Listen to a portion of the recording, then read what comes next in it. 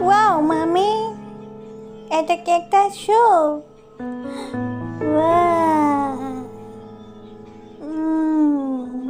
আহ, অনেক মজা।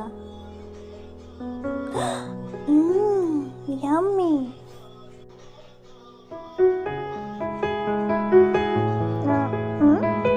এখন কে এলো? দরজা নক নক করছে।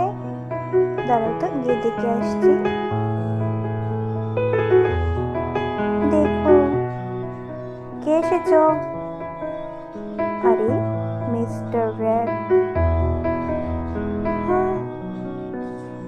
আমার খুব ক্ষুধা লেগেছে, আমাকে কিছু খাবার দাও।